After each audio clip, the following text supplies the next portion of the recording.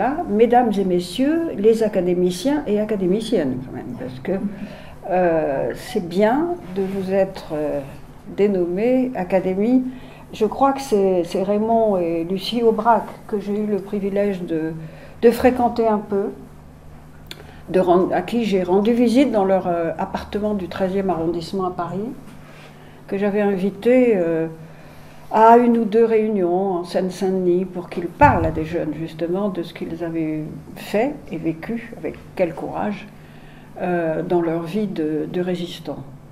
Donc tout ça fait beaucoup de raisons pour moi d'avoir un grand plaisir d'être ici et de vous remercier de m'avoir invité. Alors pour parler de l'Europe, plus précisément de l'Union européenne face à la guerre d'Ukraine et à ses conséquences. Je dois vous dire tout de suite que je suis toujours très heureuse de parler de l'Europe parce que l'Europe n'a pas bonne presse. Voilà. C'est perçu. Oui, madame. S'il vous plaît, le son est... Ah, vous m'entendez pas suffisamment. Comme ça, c'est mieux? C'est mieux comme ça? Voilà. Alors, je vais m'approcher du micro, peut-être même, on va voir si ça fait pas d'effet Larsen. Non, il faut l'un ou l'autre. Non, là, Ça marche les deux? Oui, les deux. Si ça fait pas d'effet Larsen, je prendrai les deux comme ça. Non, ça va marcher. Est-ce que ça va?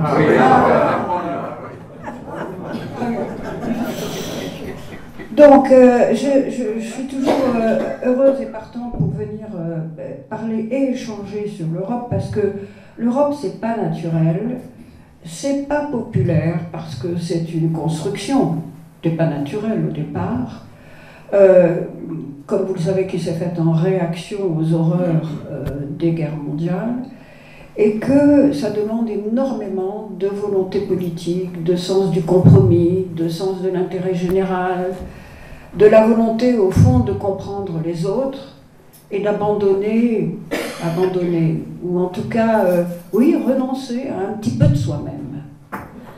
Et donc, c'était déjà difficile au début, ça l'est de plus en plus dans la société qui est la nôtre, où on perd beaucoup quand même le sens du collectif, où on veut des résultats toujours plus immédiats.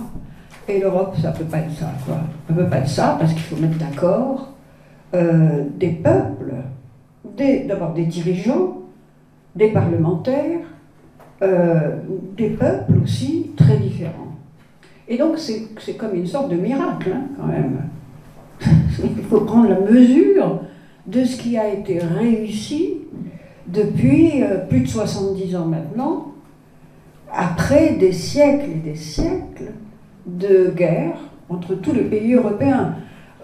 C'était François Mitterrand qui disait, quand il avait fait un ou deux voyages officiels au Danemark, je suis très heureux d'être ici parce que le Danemark est le seul pays à qui la France n'a jamais fait la guerre. Voilà. Tous les autres, hein, avec tous les autres, nous nous étions déchirés. Donc il faut beaucoup de pédagogie sur l'Europe, il faut aussi beaucoup de volonté de démonter les bobards et les fausses nouvelles qui naturellement prolifèrent de plus en plus, notamment sur les réseaux sociaux. Et aussi parce que l'Europe, c'est une dynamique. Voilà.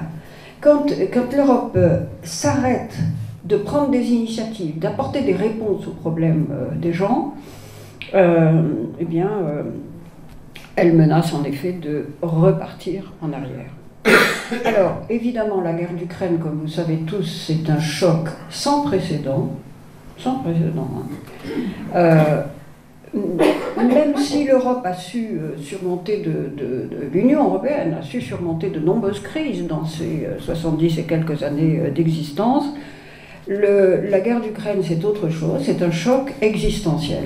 Voilà. Parce que l'Union européenne s'est construite sur la paix, et sans doute grâce à la paix, les deux, hein, et qu'on pensait naïvement hein, que la guerre était finie pour toujours, que la coopération économique suffirait pour apaiser les peuples.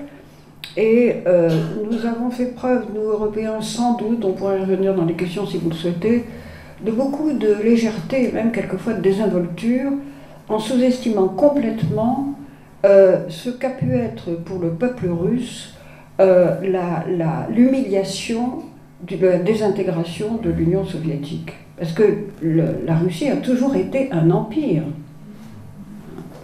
Et évidemment, avec Poutine qui a surfé là-dessus depuis son arrivée au pouvoir, de façon extrêmement cynique, hein, mais avec énormément d'habileté.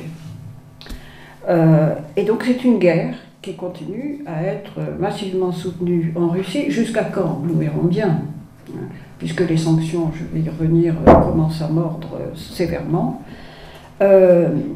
Et nous avons fait preuve aussi, me semble-t-il, nous Européens, d'une certaine naïveté en pensant que les valeurs que nous chérissons tous, qui fondent notre entente et notre état de droit, nos sociétés, nous avons pensé que ces valeurs, elles méritaient d'être adoptées par le reste du monde. Eh bien, ce n'est pas le cas. Voilà.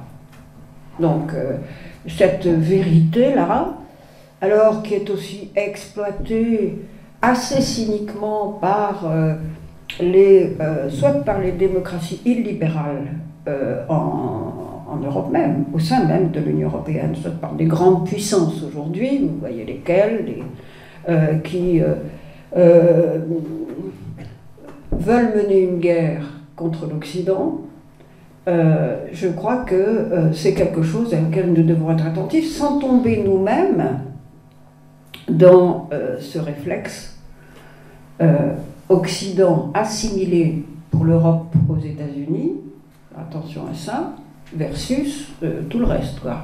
À commencer par l'Afrique, continent avec lequel nous avons une histoire tragique souvent, mais aussi tellement de liens humains, culturels, une proximité géographique qui nous commande, je crois, de trouver les voies nouvelles, hein, d'un partenariat fécond, loin, évidemment, de tout néocolonialisme. Alors, ayant dit cela, où en était l'Union européenne? J'aurai 3 points. Hein. Où en était l'Union européenne avant la guerre d'Ukraine? Comment est-ce qu'elle a réagi depuis 1 an? Avec quels résultats? Et enfin, est-ce qu'elle est capable, cette Union européenne, de faire face aux défis de l'avenir, que ce soit en Europe ou au-delà? Parce que la guerre d'Ukraine a des répercussions, comme vous le savez, mondiales. Alors, avant la guerre d'Ukraine, au fond, l'Union européenne avait retrouvé une dynamique très positive, parce qu'elle avait constamment renforcé son unité, malgré les difficultés, dans les crises précédentes. Alors, et puis aussi, il y avait une prise de conscience qui commençait à émerger sur l'idée que l'Union européenne ne devait plus seulement centrer ses projets en interne, entre Européens, mais commencer à regarder du côté du reste du monde. Et donc, ces 2 éléments, alors je ne vais pas remonter au début des années 2000, mais vous dire simplement que le grand choc qui a quand même considérablement consolidé l'unité européenne a été la crise financière de 2008. Vous vous souvenez que c'était la faillite de la banque Lehman Brothers aux États-Unis, qui n'avait pas été soutenue par le gouvernement américain, qui a provoqué une cascade de défiance, une crise des liquidités, les banques voulaient plus se prêter entre elles, les déposants étaient évidemment très inquiets, et cette crise systémique, devenue systémique puisqu'elle s'est propagée aux grandes banques mondiales, a évidemment, au bout d'1 an, contaminé la zone euro, les grandes banques européennes, et conduisant au départ, pour apaiser, parce qu'on a vraiment cru que des grandes banques allaient faire faillite, on a vraiment cru à ce moment-là que la zone euro allait exploser, et donc dans l'urgence et en catastrophe, il y a eu d'abord, phénomène inouï quand même, la nationalisation de banques en Irlande. Alors là, on a mis beaucoup d'argent budgétaire, le gouvernement irlandais, mais l'Europe. Pourquoi? Pour éviter que la guerre reprenne dans ce pays. Mais aussi au Royaume-Uni. Au Royaume-Uni, le temple quand même du libéralisme assumé, revendiqué, etc., ils ont nationalisé des banques. Alors tout ça a fait des ponctions budgétaires terribles, évidemment, qui se sont répercutées sur les ménages et les entreprises, avec une récession importante, et qui a conduit... Alors il y avait une inquiétude terrible à l'époque, parce que nous connaissions très bien le paysage des banques fragiles. Alors, notamment, la Grèce était un pays fragile dans son ensemble, parce que, alors je ne sais pas si certains d'entre vous sont grecs ou d'ascendance grecque, nous avons beaucoup parlé avec des amis en Grèce, mais je me souviens en particulier, parce qu'on se demandait pourquoi la Grèce était dans cet état-là. Alors moi j'avais un début d'explication pour avoir suivi de très près certaines négociations, qui était que on avait à peu près renoncé à obtenir de la Grèce des statistiques fiables. Parce que quand même, il y avait déjà pour l'euro une surveillance, malgré tout, du respect des fameux critères et de la bonne santé des établissements financiers. Et pourquoi avait-on renoncé à demander cela à la Grèce? Parce que en 2003-2004, la France et l'Allemagne, le président Sarkozy et le chancelier Schröder voyaient qu'ils avaient du mal aussi à tenir leurs finances publiques dans les cadres qui avaient été agréés. Et donc ces deux plus grosses économies de la zone euro, c'est 70% du produit intérieur brut, donc quand ils parlent tous les deux ensemble, les autres n'ont pas d'autre choix que quand même de s'aligner ou de suivre, même si c'est de mauvais gré. Donc ils ont tout demandé au Conseil et à la Commission de l'Union européenne, eh bien de ne pas envoyer de contrôleurs sur pièce et sur place. Donc nous avons, nous la France, notre part de responsabilité d'avoir en effet prêté la main à ce début de crise. Alors en Grèce, où, comme nous l'a dit un jour le cinéaste Costa Gavras, que j'avais invité à la Commission des Affaires étrangères pour nous dire « Mais vous qui êtes grec, comment vous… » Ah ben il dit « C'est bien, c'est très simple. La Grèce a été dominée successivement par plusieurs empires. Alors je ne sais plus très bien dans quel ordre, mais probablement les Ottomans, puis les Russes, puis les Allemands. Et donc pour le peuple grec, la fraude fiscale, c'est une affirmation du sentiment national. On n'admet pas. Donc, alors, pas de cadastre. On connaît ça, remarqué, dans certains endroits en France. Bon, alors, donc, c'était quand même gravissime. On dit ça en riant maintenant parce qu'on en est sorti, mais enfin, il a été question à un moment donné, parce que la chancelière Angela Merkel l'a évoqué au Conseil européen, d'expulser la Grèce de l'euro. Si nous avions fait ça, la crise se répercutait sur l'Italie, parce que les marchés, et nous n'étions pas très tranquilles, parce que le pays qui venait après, le cas échéant, ça pouvait être la France. Alors, je dois dire, rendre hommage à François Hollande, qui s'est battu comme un lion, parce qu'il fallait dégager des fonds pour renflouer la Grèce. Donc, il y a eu finalement le bon choix a été fait, c'est-à-dire à la fois de soutenir la Grèce massivement. Il y a eu 3 ou 4 plans de soutien avec je ne sais plus le total, mais enfin chaque fois à plusieurs dizaines de milliards d'euros. Et puis nous avons mis en place des mécanismes de contrôle des banques et des mécanismes de soutien des banques en difficulté, en exigeant que ça ne fasse pas appel aux déposants, mais aux actionnaires de ces banques. C'est pour ça que je vous dis ça un peu, je ne vais pas m'étendre là-dessus, mais on a eu, il y a quelques temps, là, il y a une semaine ou deux, une petite inquiétude avec la faillite d'une banque de start-up là, aux États-Unis, suivi par le Crédit Suisse qui n'a jamais été en bonne santé, et on s'est demandé, à juste titre, si les banques de l'Union européenne... Bon, à mon avis, non, on ne peut jamais préjuger de l'avenir, c'est parce que ce genre de crise, ça se... Mais enfin, je sais, pour les avoir étudiés de très près, que ces mécanismes sont tout de même très solides. Et de surveillance, le mécanisme de surveillance unique, la tutelle maintenant de la Banque Centrale Européenne sur les banques, et le mécanisme de soutien. Voilà. Donc je suis plutôt confiant de ce côté-là. Alors en tout cas, cette crise, elle a, après maints soubresauts, évidemment, elle a renforcé l'unité de l'Union européenne autour de la zone euro. Et elle a été pour beaucoup dans l'acceptation de l'euro qui n'était pas encore tout à fait gagnée à l'époque.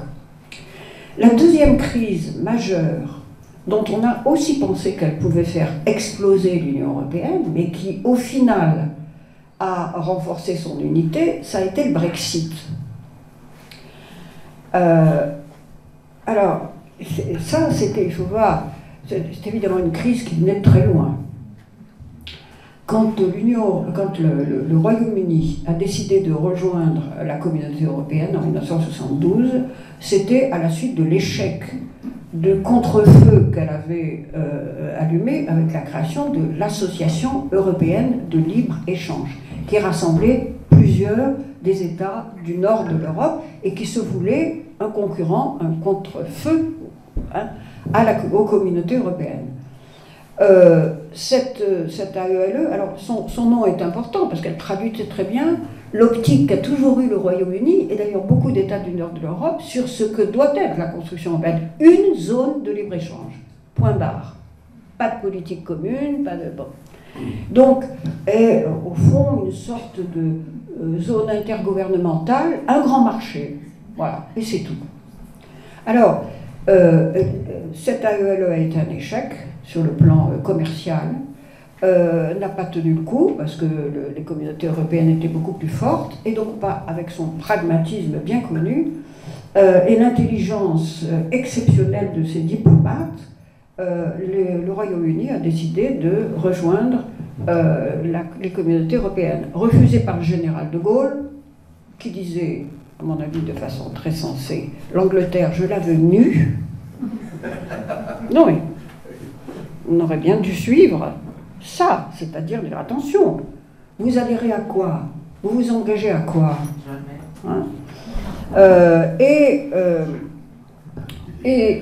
Ensuite, bon, mais au Royaume-Uni, même avec Mrs. Thatcher, alors je fais ça de très près parce que je crois avoir assisté à tous les entretiens du président Mitterrand avec Margaret Thatcher, en France, à Londres, à Bruxelles, d'avoir assisté à tous les conseils européens, soit quand j'étais à l'Élysée, soit après comme ministre.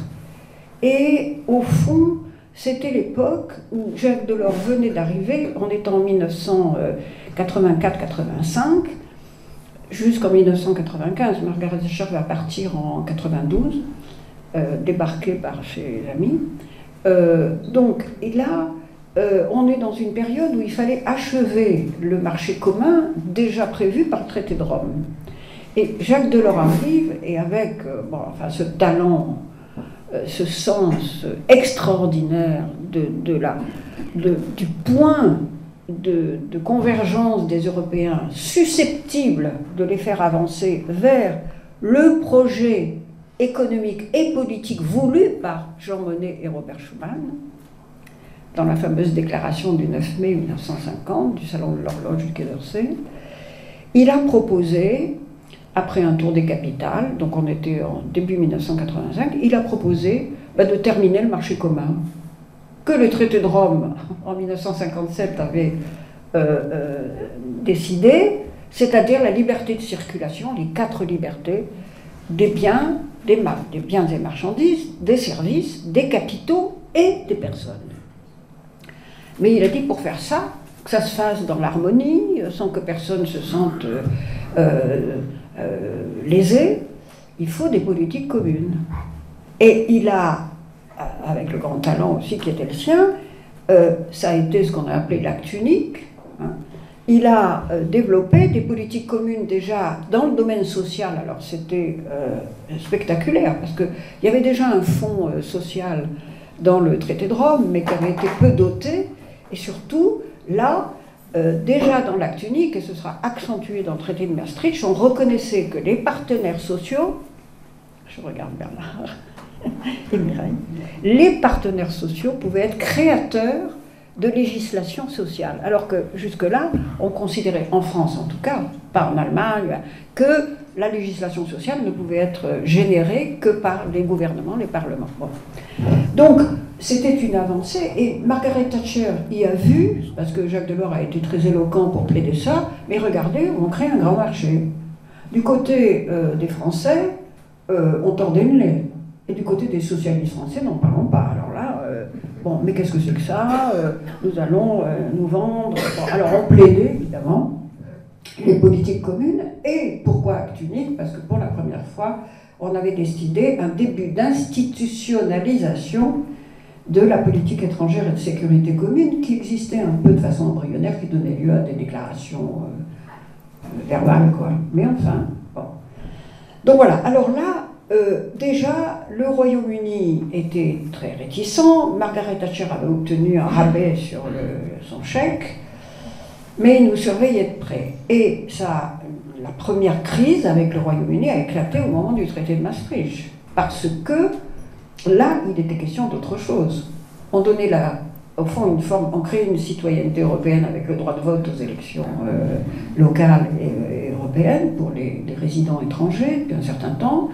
On avançait vers des domaines très régaliens, la politique étrangère et de sécurité, alors jeter les bases, hein, parce qu'on est encore loin du compte aujourd'hui, mais la coopération en matière de police et de justice, qui allait connaître, et je regarde tous nos amis qui étaient avec moi à la chancellerie à l'époque, nous avons fait faire un bond gigantesque, n'est-ce pas, je dois le dire, à cette coopération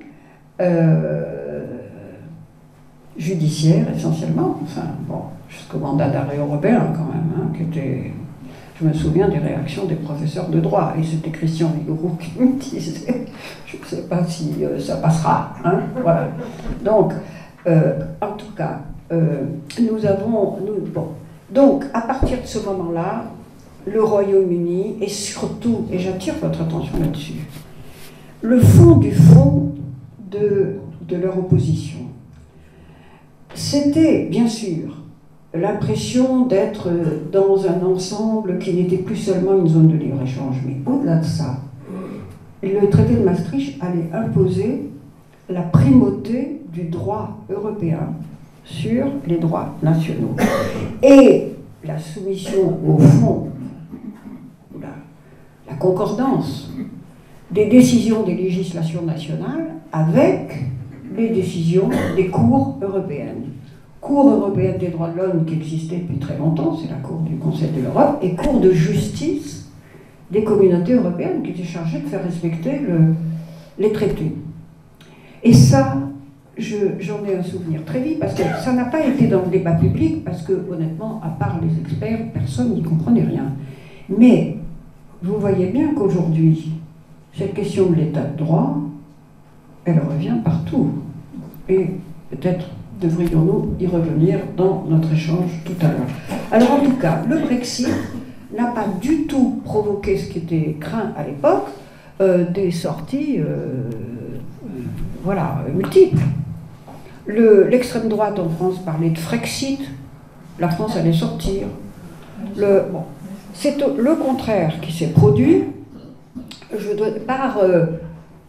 Là, on a eu à la fois une réaction d'intérêt très matériel, parce que déjà, les États membres de l'Union européenne et les peuples étaient liés par une solidarité économique et financière sur laquelle ils avaient vite compris qu'il serait compliqué de revenir, sinon faire beaucoup de dommages. D'ailleurs, le peuple britannique en paye les conséquences aujourd'hui. Hein.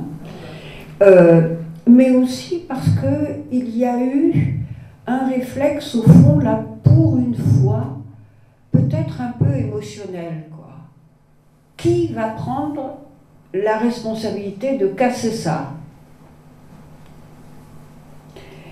Et c'est quelque chose qu'on retrouve aujourd'hui dans toutes les difficultés que nous avons. Alors, autre événement après ça, après le Brexit, qui a été très bien négocié par Michel Barnier. Autre événement, l'arrivée de Trump. Merci, Monsieur Trump. Mais cet homme a fait énormément pour l'unité et l'évolution stratégique de l'Union européenne. Il nous a dit, mais débrouillez-vous tout seul. Moi, je regarde vers l'Asie, en priorité vers la Chine, et occupez-vous de votre voisinage. Et notre voisinage, il était quand même en ébullition. Et Obama avait commencé ça. Parce que Obama, d'abord, il avait annoncé en arrivant l'histoire du pivot vers l'Asie. Hein, pivot vers l'Asie et pas vers l'Europe. Hein, on tourne le dos. Et puis, au moment, il faut se souvenir, parce que c'est une date, une de ces dates majeures qui influence le cours de l'histoire. En 2013, quand il a été question que, après que le dictateur Bachar el-Assad ait bombardé son propre peuple avec des armes chimiques, et c'était prouvé, hein. Nous, à l'Assemblée nationale, on a demandé des preuves, et on nous a, le président Hollande, à l'époque, a fait venir les principaux responsables de l'Assemblée nationale, et les responsables du renseignement nous ont montré tous leurs documents. Bon, des films montrant que seul Bachar el-Assad pouvait donner l'ordre dans la chaîne de commandement à ce type d'action. Donc il a bombardé son peuple. C'était une ligne rouge exprimée par Barack Obama lui-même. Les États-Unis, la France, le Royaume-Uni préparent une intervention pour sanctionner Bachar el-Assad de façon ciblée, hein, bombarder les installations syriennes. La veille du jour où ça devait être fait, donc vous imaginez quand même, je crois qu'il y a des responsables militaires entre vous qui pourront peut-être sûrement parler mieux que moi. Le président Obama téléphone au président Hollande et dit je ne le fais pas. Alors il est vrai que David Cameron, qui commençait à être sérieusement bousculé par les anti-européens de son propre parti, le Premier ministre britannique, venait d'avoir un vote négatif de son Parlement. Il était difficile de surmonter, surtout que le Royaume-Uni restait encore marqué par l'énorme erreur faite par Tony Blair de participation à la guerre d'Irak sur un mensonge avéré de l'administration américaine. Donc Trump nous rend un énorme service parce que, y compris Angela Merkel a dit tout haut, ce qui commençait, même en France on en était persuadé, mais parce que ça faisait longtemps qu'on militait pour l'autonomie stratégique, comme on dit maintenant. Mais Angela Merkel a dit bon, maintenant, il va falloir que nous nous débrouillions tout seuls. Et c'était remarquable, parce que c'était une prise de conscience que tout ne pouvait pas venir de l'Alliance Atlantique, de l'organisation de l'Alliance Atlantique en termes de sécurité. Alors, ça, c'est... et puis, cet avènement de Trump a fait que s'est développé dans les années 2016-2017, une prise de conscience que finalement, les Français n'avaient pas tort, quoi. Alors, on se méfie toujours de nous en Europe, c'est-à-dire quand les Français proposent rien, on leur dit mais qu'est-ce que vous faites alors vous vous endormez, mais quand on propose quelque chose, il y a toujours si on propose l'autonomie stratégique, les progrès en matière de sécurité et de défense, c'est pour vendre les armes fabriquées en France. Pas faux. Hein. Enfin, c'est pas que ça non plus. Donc, on a eu cette espèce de renversement stratégique qui a fait qu'il y a une prise de conscience générale qu'il fallait se renforcer, en effet, dans ce monde qui, sous l'influence notamment de Trump, sur la montée de la Chine et de l'impérialisme chinois, qui est assez nouveau dans les mers d'Asie, il fallait, le monde devenait plus instable, plus dangereux, le président Poutine avait envahi la Crimée en 2014. Il était toujours membre du Conseil de sécurité. Le Conseil de sécurité commençait à être complètement paralysé par ces deux membres permanents qui ne cessaient évidemment de voter contre les résolutions européennes. Et donc, et par ailleurs, l'enjeu du climat, avec la COP21 à Paris en 2015, mais ça remontait à Kyoto bien avant, l'enjeu du climat et l'enjeu de les nouvelles technologies fondées sur le numérique, évidemment, devenaient beaucoup plus... C'était des enjeux mondiaux. Et la prise de conscience se faisait que l'Union européenne, tous nos peuples ne pourraient pas réagir en ordre dispersé. La bonne échelle, c'était l'échelle mondiale, si on voulait continuer à compter. Donc voilà le tableau. À partir de 2017, au fond, les idées françaises, souveraineté, autonomie stratégique, politique industrielle, qui était un gros mot jusqu'à présent, un vrai tabou, font leur chemin. En 2019, les élections européennes sont une bonne surprise au Parlement européen. La participation augmente, c'était jamais vu, 54 ou 55%, je crois, dans mon souvenir. La crainte qu'on avait pu avoir de voir les extrêmes de droite et de gauche se coaliser pour tout bloquer, ça ne s'est pas produit. Ils étaient d'accord sur rien, c'est vrai. Et par ailleurs, il y avait l'aiguillon de l'enjeu climatique et des nouvelles enjeux climatiques où l'Union européenne était en avance, mais l'enjeu numérique où l'Union européenne était non seulement en retard, mais menacée d'être définitivement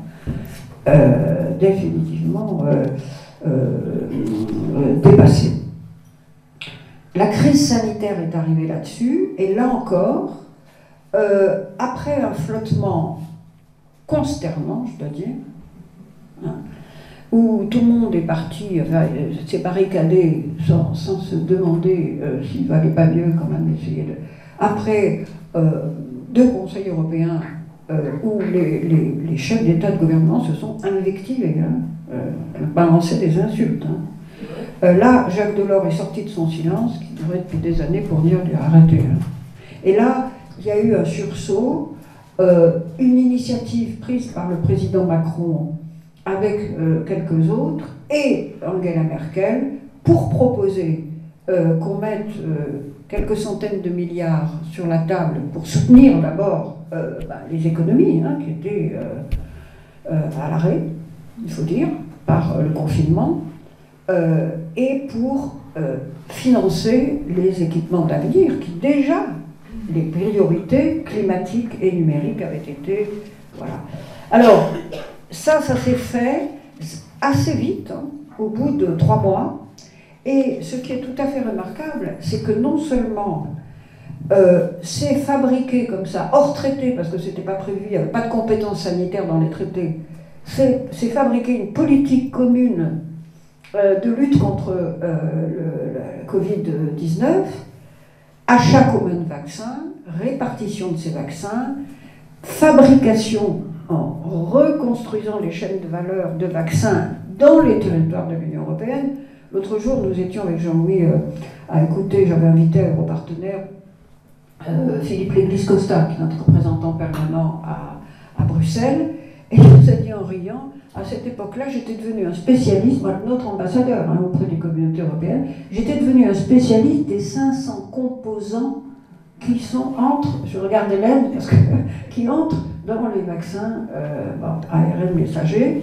Il dit d'ailleurs maintenant, je deviens un spécialiste des obus de 55 parce que il faut qu'on les livre à l'Ukraine. Bon, je vais venir à l'Ukraine, rassurez-vous. Donc la crise sanitaire, le dernier élément, ça a été un saut qualitatif que je dois dire, je n'avais jamais espéré non plus, c'est que c'est l'emprunt communautaire. C'est-à-dire l'emprunt en commun qui avait été refusé à Jacques Delors, là aussi à l'époque c'était pour financer des grands investissements d'intérêt commun, qui avait été refusé à Jacques Delors pendant 15 ans. Alors la guerre d'Ukraine, là-dessus, sur ce fond quand même de consolidation de l'unité des Européens dans les crises précédentes. la guerre a aussi été un formidable aiguillon et accélérateur d'unité face aux chocs géopolitiques et économiques. Alors elle a aussi fait surgir de nouveaux défis que je vais évoquer. Bon, le choc économique, je ne m'étends pas, tout le monde le connaît, hein, la flambée des prix de l'énergie, l'inflation. Les réactions, je veux le souligner, ont été rapides et n'ont cessé de s'amplifier. Au départ, évidemment, on a eu 10 paquets de sanctions successifs au fur et à mesure que la guerre durait, parce que souvenons-nous qu'au départ, M. Poutine pensait que ce serait réglé en 3 jours. Hein. Donc, des paquets de sanctions qui ont évidemment d'abord touché les économies européennes à travers notamment l'arrêt des importations, ou la diminution pour commencer, puis l'arrêt des importations de gaz surtout, mais de pétrole aussi, de Russie. Et au bout du 10e maintenant, alors Philippe Léglise-Costa nous disait avant-hier que des chiffrages ont été faits, chacun de ces 10 paquets de sanctions représentait plus que le total des échanges entre les États-Unis et la Chine. Alors, je ne sais pas le montant parce qu'il ne l'a pas donné, je n'ai pas vérifié, mais je suis sûr que ce n'est pas inventé, mais peut-être là, enfin, je regarderai, mais c'est considérable. Hein. Et alors qu'il était prévu au début de cette crise de se dégager, que les Européens, les membres de l'Union européenne, avaient décidé de se libérer de la dépendance énergétique vis-à-vis de la Russie à horizon de 2027, et que c'était considéré comme excessivement ambitieux à l'époque, ils l'ont fait en 2 ans, entre 2020 et 2022. C'est fini. On n'achète plus. Alors il y a des contournements dont il va falloir s'occuper, mais il n'y a plus d'achat officiel, en tout cas, de pétrole et d'énergie. Si bien que la Russie commence à souffrir vraiment.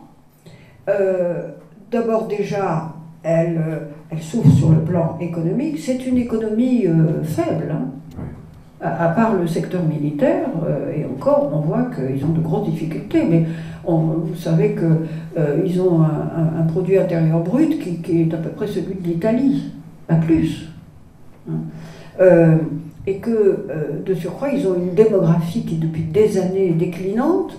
Et évidemment, les émigrés qui fuient la guerre, surtout que ça vient quand même de catégories éduquées, pour la plupart, ceux qui peuvent partir et retrouver du travail ailleurs, évidemment, sont importantes. Alors, vous ajoutez à ça l'accueil de 10 millions de réfugiés ukrainiens.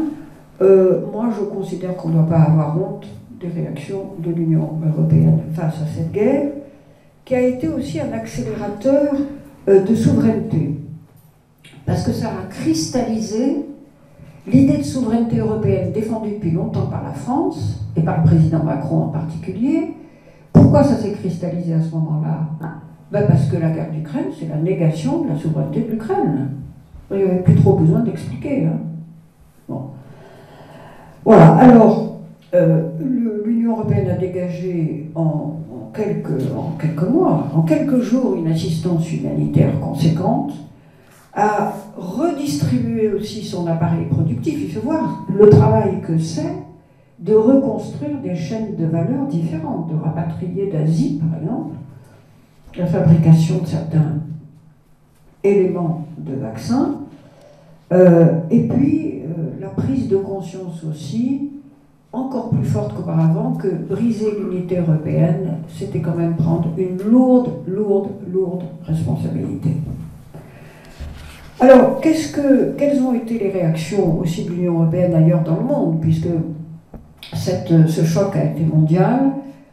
D'abord, de réaliser quelque chose qu'on voulait faire depuis des années, mais qu'on n'avait jamais réussi à imposer, notamment nous, Français, d'obtenir la réciprocité sur les marchés publics. En Chine ou aux États-Unis, les marchés publics sont fermés, ou largement fermés, aux étrangers.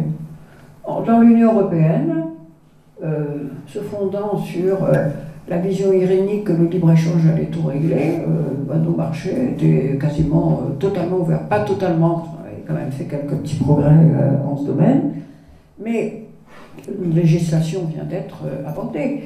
La mise entre parenthèses, la suspension du pacte de stabilité, l'autorisation donnée aux aides d'État à des entreprises pour surmonter le choc économique a été évidemment aussi tout à fait nouveau. Alors on dit oui, mais bon, tout ça est bien beau, mais enfin, il y a eu aussi un retour de l'OTAN, et vous parlez d'autonomie stratégique, mais enfin, dans le domaine de la défense, on a bien vu la faiblesse de l'Union européenne, c'est vrai. Nous n'avons pas les moyens politiques ou militaires d'assurer la sécurité de notre propre ensemble politique. Pour cela, nous devons compter sur l'Alliance Atlantique. Et ce que nous avons fait en matière de sécurité, c'est plutôt de nous projeter sur des théâtres extérieurs. Et ça devient de plus en plus problématique parce que quand ça dure, vous voyez dans le Sahel, ça provoque des réactions. Donc, est-ce que l'Union européenne ne devient pas, à la faveur de cette crise, complètement assujettie à l'OTAN et donc aux États-Unis d'Amérique qui, du coup, dicteraient nous dicterait notre politique étrangère. Les spécialistes nous disent, c'est pas tout à fait vrai, ça fond vrai, mais il y a plutôt eu une répartition des rôles. Parce que l'OTAN s'est occupée à renforcer sa posture à l'est de l'Union européenne, ce qui est son rôle, mais l'Union européenne s'est occupée de tout le reste. Et notamment, alors c'est vrai aussi que la Finlande et la Suède ont demandé, ce qui est inimaginable il y a encore 2-3 ans, leur adhésion à l'OTAN. Oui, mais il est vrai aussi que le Danemark est revenu, ou est venu, parce qu'elle n'avait jamais été partie prenante de la politique étrangère et de sécurité commune. Alors, c'est pas pour dire qu'il faut négliger cette question-là. Hein. Je crois qu'il y a un enjeu pour le futur majeur, pour l'Union européenne, de continuer à être allié dans l'OTAN, allié des États-Unis d'Amérique, pas seulement sur le plan militaire et de la sécurité, mais parce que nous partageons une conception commune quand même de la civilisation, en tout cas au moins jusqu'à l'attaque du Capitole, hein, quand même, aussi un événement de rupture majeur qui a malheureusement produit des épidémies dans le monde entier. Vous voyez Israël, vous voyez Bolsonaro, vous voyez même en France, hein, hélas. Donc, il y a eu ces réactions-là. Nous avons, l'année dernière, réussi à nous mettre d'accord sur des achats groupés et sur le prix du gaz, le plafonnement du prix du gaz, non sans mal. Les négociations sur une politique commune d'asile et d'immigration ont recommencé. On est encore loin de ce qu'il faudrait faire, parce que le drame, évidemment, des réfugiés et du fait que la Méditerranée devient un cimetière marin. Hein. Enfin, nous n'avons pas encore les outils, mais enfin, on voit bien quand même que l'idée de plus grande solidarité avec les pays de première entrée commence à faire son chemin. Et il est important que ces jours-ci, le président Macron et la présidente de la Commission européenne, Ursula von der Leyen, se rendent ensemble en Chine. Je crois que c'est un très bon signal pour montrer que là aussi, l'Europe a sa politique et qu'elle n'est pas purement et simplement alignée sur celle des États-Unis qui ont leurs intérêts propres à défendre. Sa politique, c'est-à-dire que la Chine, ça a été énoncé dans ce qu'on appelle la boussole stratégique, la Chine est un partenaire sur le plan commercial. Alors, il faut défendre nos intérêts, mais enfin, il n'y a pas de raison non plus de renoncer à tout. Deuxièmement, elle est un concurrent, et là aussi, sur le plan technologique, et elle est un rival systémique lorsqu'elle se met à contester toutes les valeurs de l'Occident et toutes les règles de droit qui fondent nos sociétés. Alors, je terminerai en disant, est-ce que, sur ce tableau, est-ce que l'Union européenne est suffisamment armée pour faire face aux nouveaux défis? Bon, sur l'économie, nous avons un retard terrible qui nous fait craindre, quand même, nous Européens, d'être définitivement largués, si vous permettez cette expression.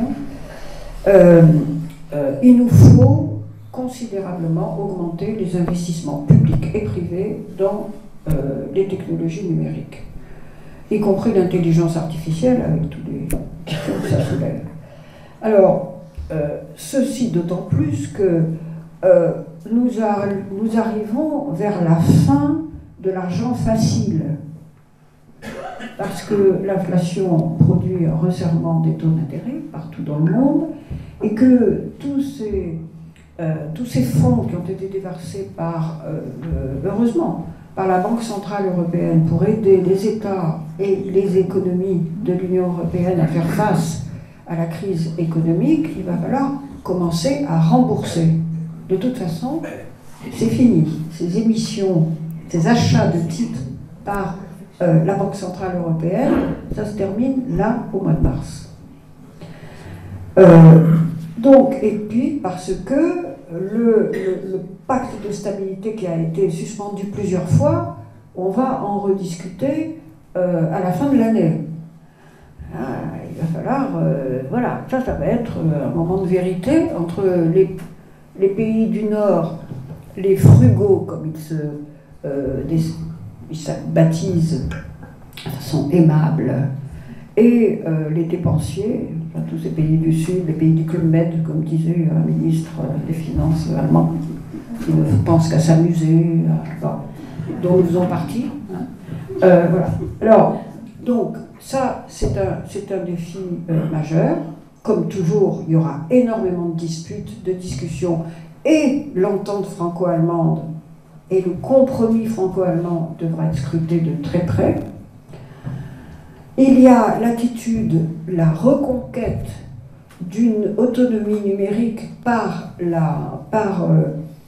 l'Union européenne face à l'offensive américaine de l'Inflation Reduction Act, qui consiste à subventionner massivement, on parle de plus de 400 milliards de dollars, les entreprises, la production des entreprises qui s'engagent dans l'économie verte, avec des outils que nous ne connaissons pas au niveau de l'Union européenne, c'est-à-dire des crédits d'impôt qui permettent tout de suite de fabriquer de l'énergie verte sans attendre qu'on vous rembourse ou les longues procédures de l'Union européenne.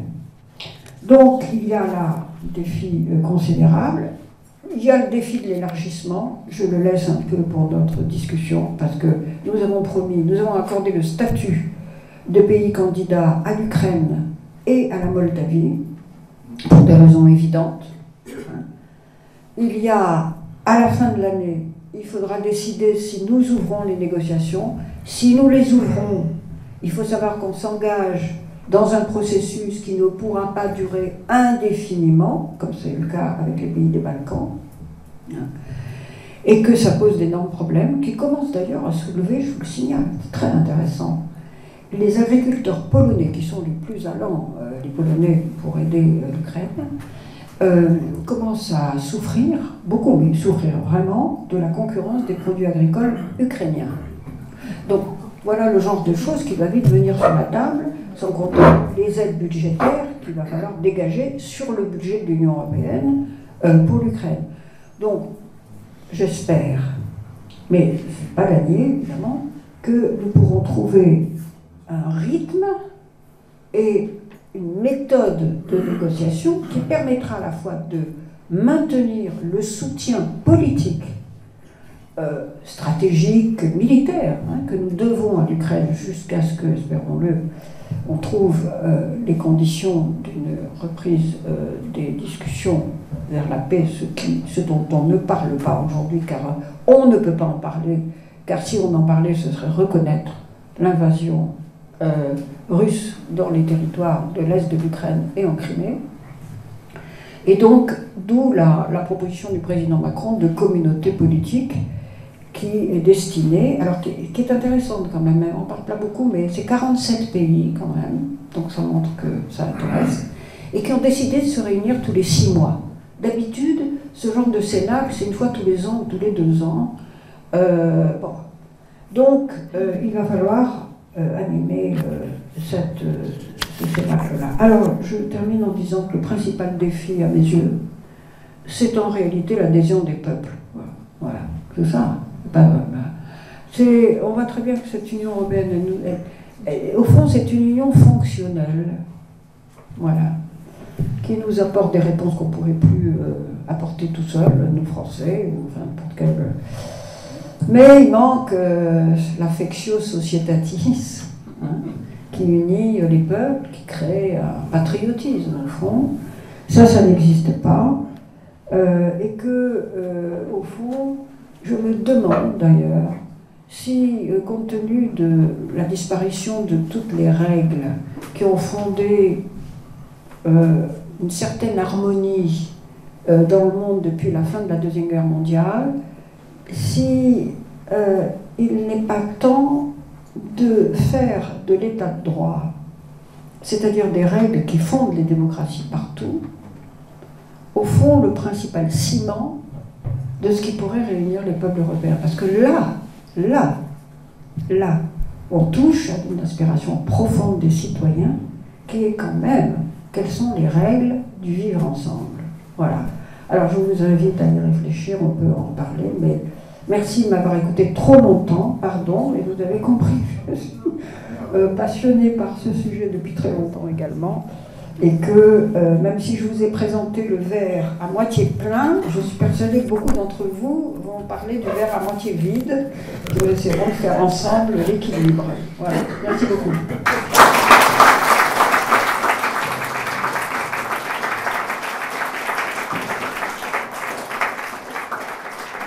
Je pense que M. Dupont-Moreau fait un petit commentaire avant de passer la parole aux questions. Ah oui, merci beaucoup Madame la Présidente, merci beaucoup Madame Dupuis pour cet exposé avec en même temps une clarté documentaire et surtout cette fois-ci une affectio societatis et un amour pour l'Europe qui nous réchauffe un peu le cœur. Vous aviez commencé, je crois, votre exposé en disant qu'on avait sans doute sous-estimé le traumatisme qui a été en URSS, en Russie, la disparition de l'URSS. Je crois qu'aussi on a sous-estimé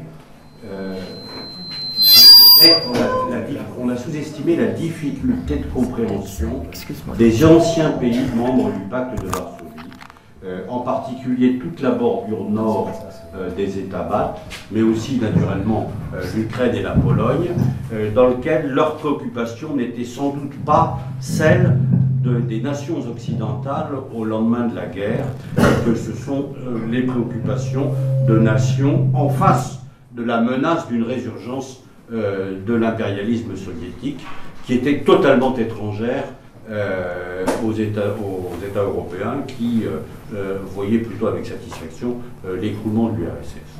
Donc ma question posée sur la question que je voulais vous poser était la suivante. Le fonctionnement de l'Union européenne continue à fonctionner sur la règle de l'unanimité. Or, cette règle de l'unanimité me semble à la fois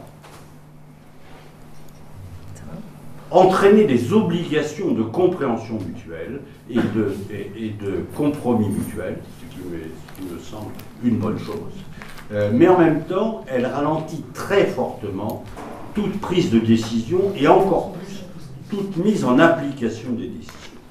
Et à l'heure où l'accélération des décisions à prendre face de problèmes qui envahissent, pensez-vous que le maintien de cette règle de l'unanimité puisse encore perdurer? Je vous remercie. Est-ce que ça marche? Oui. Oui, ça marche. Hein.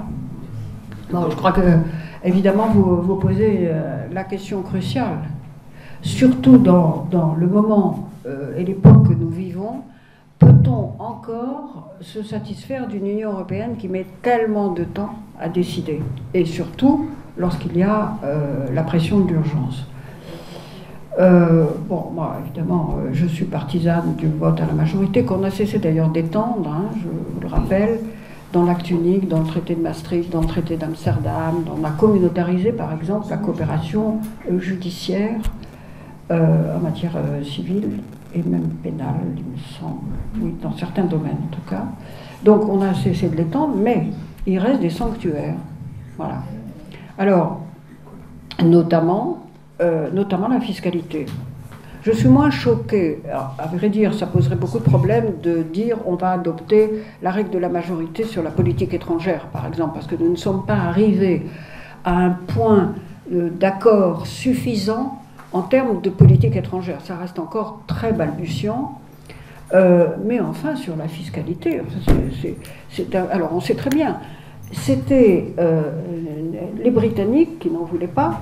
Le Luxembourg s'est toujours caché derrière les Britanniques, et voilà, il suffit d'un qui bloque. Alors on a quand même réussi à imposer la taxe carbone aux frontières. Hein. Ça aurait pu être quelque chose, quand même, une réalisation de l'année dernière qui a son importance. Mais il va falloir essayer d'avancer davantage, notamment sur tout le bloc et tout ce qui peut bloquer en économie. Alors c'est vrai aussi en matière sociale, enfin on a besoin d'avoir davantage de... Alors comment faire? Parce que le dilemme n'est que pour supprimer l'unanimité dans un quelconque des domaines, il faut l'unanimité. Donc, il faut modifier les traités, et pour modifier les traités, il faut l'unanimité. Alors, les esprits fertiles se sont dit, et je trouve que ce n'est pas une mauvaise idée, pourquoi est-ce qu'on ne conviendrait pas politiquement au sein du Conseil européen et au Parlement européen de s'interdire le droit de veto? Voilà. Quand il y a qu'un seul pays, on ne vous demande pas d'approuver positivement, mais ne bloquez pas.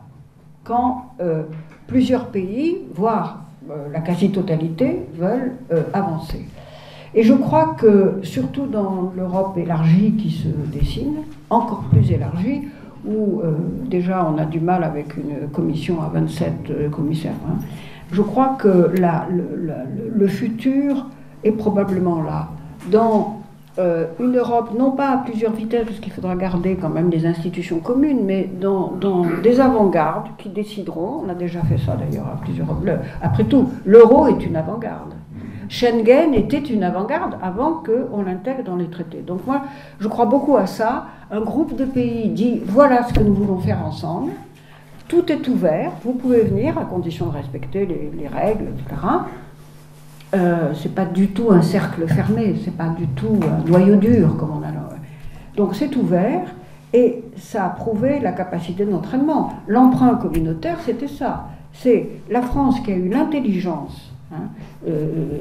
Emmanuel Macron, il s'y est très bien pris là. Hein. Quelquefois, il n'a pas conscience qu'il faut avoir des alliés quand on veut avancer. Mais là, on a compris qu'il ne pouvait pas faire ça tout seul et pas tout seul avec les Allemands. Donc il a commencé par aller avoir l'accord de plusieurs pays de l'Est et de l'Italie, de Mario Draghi. Et puis il est arrivé, il a dit à Merkel, alors voilà, on est 8, vous voulez être le 9e? Elle a dit d'accord, mais après, bon. Donc voilà, moi je crois à ça, mais il va falloir surtout que ce problème de rapidité de décision, de chaîne de commandement au fond, voilà. Alors après les pays de l'Est, bon, oui, il y a eu un malentendu dès le départ. Moi, je me souviens de l'enthousiasme de tous ces pays d'Europe centrale et orientale quand on allait les voir. Hein, je revois Václav Havel, je revois Geremek, Valença. Ils voulaient être dans la famille européenne. Et nous leur avons dit, ben voilà le marché unique, il y avait quand même une sorte de décalage. Là, il y avait de l'affectio societatis, hein, mais bon. Et les intérêts sont venus à polluer beaucoup de choses, plus les menaces russes qui n'étaient pas... Au début des années... Enfin, quand l'Union soviétique s'est désintégrée, qu'il y avait Gorbatchev, et même Helsinki après, mais malheureusement, il était saoul du matin au soir. Hein. Donc, à cette époque-là, on aurait pu probablement construire une sécurité globale européenne si nous avions eu suffisamment de lucidité et d'attention. Alors on a été, surtout les États-Unis quand même, ils ont pris tout ce qu'il y avait à prendre. Oui. Voilà. Parce que, bon. Alors, tout ça, mais on ne peut de toute façon pas excuser Poutine, hein, ni sur la Crimée, ni. Non, non, Mais il en a profité. Voilà. Et c'est quand même une lourde occasion manquée. Voilà. Antoine, t'apportes le micro. Je commence. Merci beaucoup. Madame la ministre, j'ai 3 questions pour vous très courtes. La première serait, seriez-vous candidate à la présidence de la République? Vous me paraissez en très bonne santé et vous avez mon vote tout de suite. La deuxième question est la suivante. Ne serait-il pas le bon moment maintenant pour la France de dire à l'OTAN, c'est-à-dire aux États-Unis, que nous restons membres fidèles de l'OTAN tant que la paix en Ukraine n'est pas rétablie, mais ensuite nous posons la question de l'avenir du monde libre et proposons de revenir à la parole de Harold Wilson, Make the world safe for democracy, rétablir la sécurité pour la démocratie dans le monde. Et à la suite de quoi nous pourrions négocier ce que nous entendons en Europe, mais dans le monde, comme le monde libre qui a été pas mal perdu de vue. Ma troisième question, la France ne pourrait-elle pas aussi donner l'exemple en lançant pour la première fois une sérieuse politique contre l'évasion fiscale et les paradis fiscaux, certainement par une importante réforme fiscale chez nous-mêmes. Je vous remercie.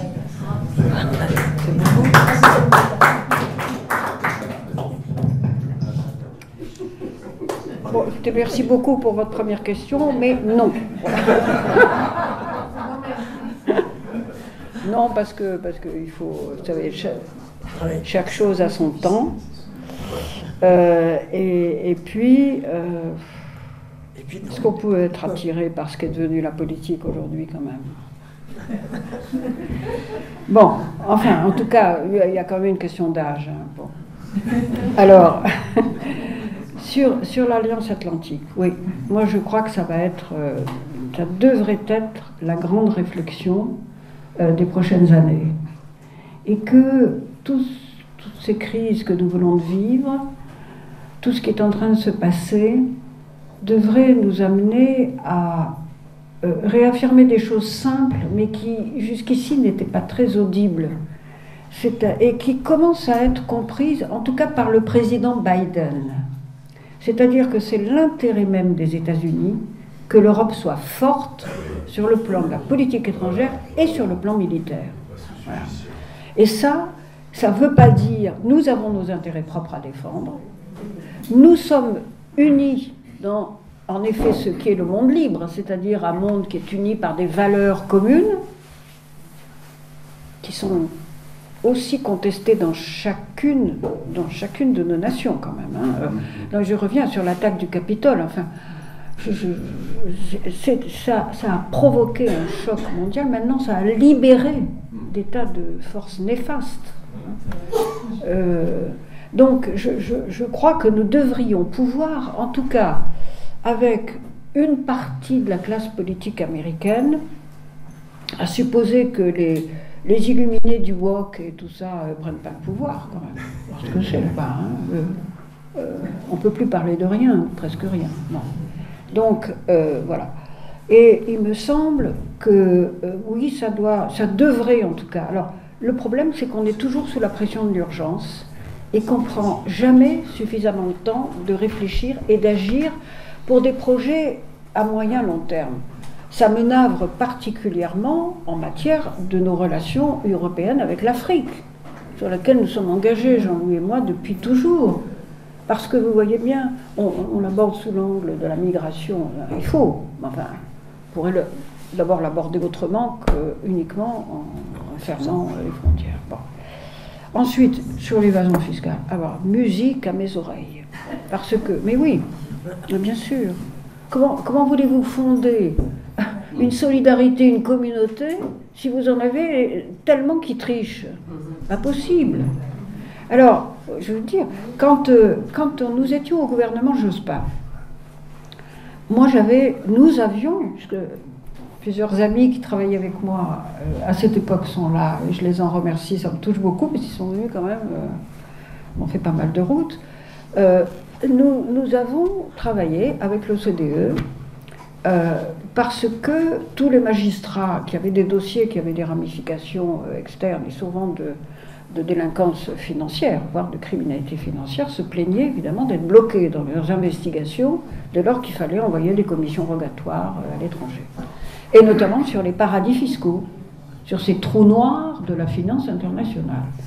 Donc, ça, c'était notre problème au ministère de la Justice, et il y avait un problème qui était celui du ministre des Finances, Dominique Strauss-Kahn, qui était qu'il y avait des fraudes à la réglementation bancaire qui, là aussi, menaçaient la stabilité, quand même, du système financier.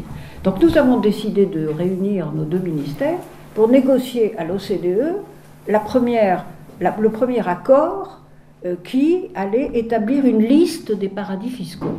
Et nous avons établi une liste, alors il y avait les noirs, les gris, les blancs, et il y avait quelques territoires de l'Union européenne, le Luxembourg, le Liechtenstein, les îles anglo-normandes, etc., qui ne sortaient pas, voire Andorre quand même, sous co-souveraineté française. Bon. Et à partir de là, nous avons miraculeusement réuni autour de la table, on a signé une convention de l'OCDE avec un spécialiste, Pascal Saint-Amand, formidable, qui est toujours là, qui a fait un travail absolument magnifique. Qu'est-ce qui s'est passé à partir de 2002-2003 ? Plus aucune impulsion politique là-dessus, et donc les listes ont disparu. Oui, mais les paradis fiscaux étaient toujours là. Donc, quand la crise financière de 2007-2008 est arrivée, on s'est dit « Ah, les paradis fiscaux !» J'étais à l'Assemblée nationale. J'ai fait faire un rapport à la Commission des affaires étrangères sur lequel j'ai réuni deux extrêmes, membres de notre commission, c'est-à-dire M. Dupont-Aignan et le président du groupe communiste à l'Assemblée nationale. Et je leur ai dit, s'il vous plaît, allez-y. Et donc, ils ont fait un rapport au vitriol. Je leur ai dit simplement gommer les noms des entreprises françaises qui sont mouillées là-dedans. Il y a quand même quelques centaines de milliers d'emplois, c'est peut-être pas la peine. Mais bon. Et donc là, alors, le président Sarkozy a pris la mesure de la négligence passée, la sienne et celle de ses gouvernements quand même, pour rétablir ces listes. Et maintenant, on a quand même des contrôles, mais il en subsiste. Et il faut constamment... Voilà. Alors, sur l'évasion fiscale, je crois qu'il y a quand même beaucoup plus de sanctions maintenant. Le problème qui nous est posé aujourd'hui, c'est les contournements des sanctions européennes sur la Russie. Il y a beaucoup de contournements. Et nous n'avons pas les mêmes instruments juridiques que les États-Unis, qui, vous savez, pratiquent l'exterritorialité du droit et des sanctions américaines, dès lors qu'il y a $1 engagé dans une transaction. Alors moi j'ai beaucoup milité là-dessus, on est d'abord, on s'insurge contre ça, parce qu'il faut savoir qu'il y a quand même une banque française qui a été taxée de 8 milliards de dollars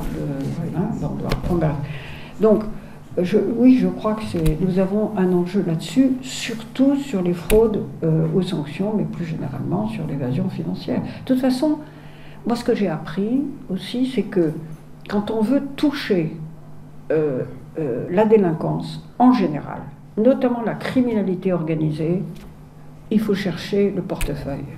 Et là, on obtient des résultats. En Corse, on avait nommé un procureur général, vous vous en souvenez ?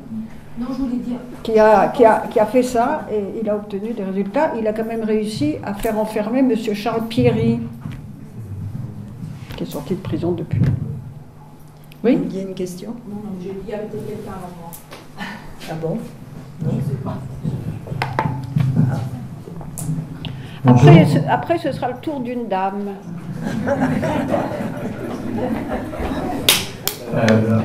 Merci pour votre intervention. J'avais une double question, à la fois sur le passé et sur le futur. On est bien placé en Europe pour savoir à quel point on peut s'engager dans la guerre avec enthousiasme.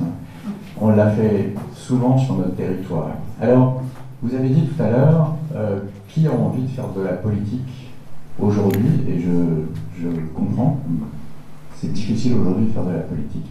Mon sentiment est que on doit se poser la question, dans le passé, quelles sont les décisions qu'on a prises, quelles sont les politiques qu'on a menées qui nous ont conduits dans la situation dans laquelle on est aujourd'hui, et que chacun peut juger. On peut prendre les résultats de l'élection présidentielle en France, par exemple, ou les événements de janvier à Washington. Qu'est-ce qui, dans le passé, a été erroné? Et donc maintenant, on en est là. Quelle est dans notre politique, dans les politiques qu'on mène aujourd'hui, qu'est-ce qui nous conduit vers un futur souhaitable et qu'est-ce qui nous en éloigne? Moi, j'ai le sentiment, quand on regarde l'évolution de la politique, que nous nous rapprochons de résultats aux élections que nous ne souhaitons pas, que nous nous rapprochons que nous faisons monter la probabilité d'une guerre, voire d'une guerre totale, au fil du temps qui passe, et que d'une certaine manière, les mesures que nous prenons vont clairement dans ce sens, et on peut le voir. Et vous avez mentionné l'Ukraine et ce qui s'est passé au moment de l'effondrement de l'Union soviétique. Il y a des interviews de Bill Clinton qui sont très claires sur le moment où il était président et où l'OTAN, sous sa présidence, a avancé vers l'Est, et le désarroi qu'il y avait à la Maison-Blanche sur les risques qu'on prenait en poussant l'OTAN vers l'Est. Donc la guerre en Ukraine n'est en rien une surprise pour les analystes militaires américains ou de la diplomatie américaine. Elle était tout à fait prévisible depuis 30 ans et nous nous sommes engagés dans cette voie. Donc ma question est vraiment un retour, donc une double question. Quel regard, quelles erreurs avons-nous fait ou qu'est-ce qu'on aurait pu faire autrement? Et en ce qui concerne le futur, ce qui nous importe aujourd'hui, sommes-nous sur la bonne voie?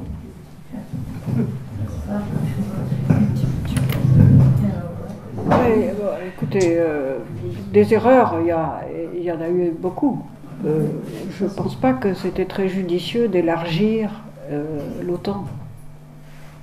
D'ailleurs, il avait été promis à un moment donné, mais pas écrit. Il y a beaucoup de témoignages disant qu'il y avait eu une promesse du secrétaire d'État américain, du président Bush, senior, de ne pas, à Gorbatchev, de ne pas élargir en contrepartie de l'acceptation qui était spectaculaire par Gorbatchev quand même, de la réunification allemande sans intervention soviétique. Il y aurait eu, des témoignages, il y en a plusieurs là-dessus, mais on n'a pas d'accord écrit de ne pas élargir l'OTAN vers l'Est, puisque le pacte de Varsovie disparaissait.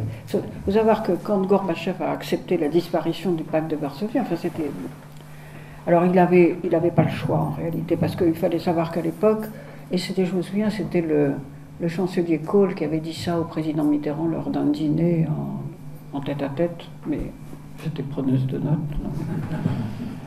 Il avait dit que c'était l'Allemagne de l'Ouest qui payait les soldats soviétiques encore installés à la suite des accords de la Deuxième Guerre mondiale en Allemagne.